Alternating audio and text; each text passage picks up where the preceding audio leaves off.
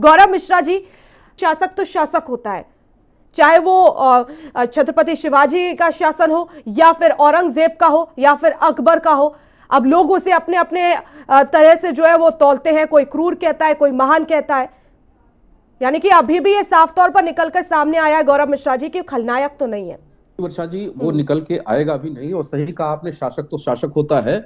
उत्तर प्रदेश में समाजवादी पार्टी का शासन था और सरेआम नेशनल हाईवे से माँ बेटी को उठा करके उनका रेप किया जाता था। उसके बाद उसका मुकदमा भी नहीं लिखा जाता था। हत्याएं होती थी, दंगे होते थे, हिंसा होती थी और अपराध का एक ऐसा इकोसिस्टम बना हुआ था कि सरकार उसमें गौड़ थी। गुंडे बदमाश तय करते थे किसकी ट्रांसफर होगी, किसका पोस्टिंग होगा। एक सरकार वो भी होती थी। लेकिन आज वो परिस्थितियां बदल गई हैं। देखिए, ये कभी नायक को, इस देश के राष्ट्र नायकों को स्वीकार करेंगे ही नहीं, क्योंकि ये तलवे चाटने वाले, तुष्टीकरण का कारोबार करने वाले, जो मुस्लिम वोट बैंक के आगे सब कुछ अपना सर्वस्व न्यौछावर करके जिन्होंने राजनीति की है, वो कैसे स्वीकार कर सकते हैं छत्रपति शिवाजी महाराज को, राणा प्रताप जी को? किस तरह से, किन परिस्थितियों में उन राष्ट्र नायकों ने इस देश की सनातन संस्कृति को जीवित रखा। गुरु तेग बहादुर को, गुरु गोविंद सिंह जी को कैसा कैसा बलिदान, बंदा बैरागी, मतलब ऐसे इतिहास में ऐसे उन महानायकों को भुलाया गया। ये तो दुर्भाग्य है इस देश के उन इतिहासकारों का, जो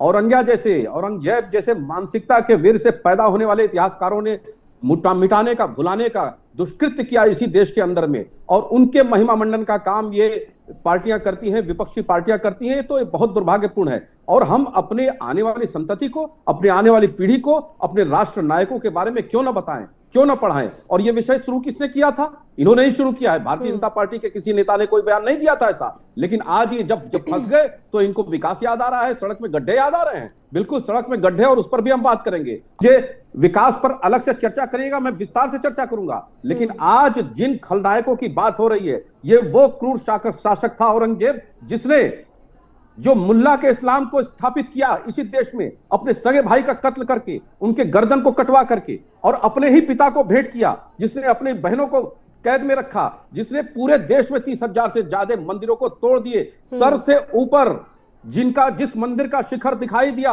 उस शिखर को तोड़ता हुआ गया, रौंदता हुआ गया।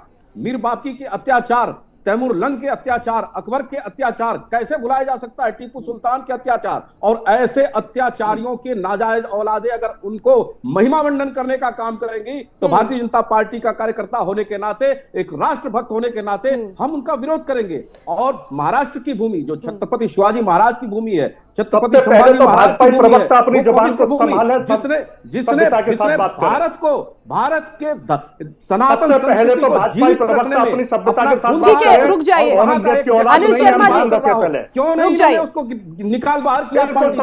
अगर ये कहते हैं कि ये उसका अपना बयान है, ठीक है, तो एक एक करके करना चाहिए। मिश्रा जी।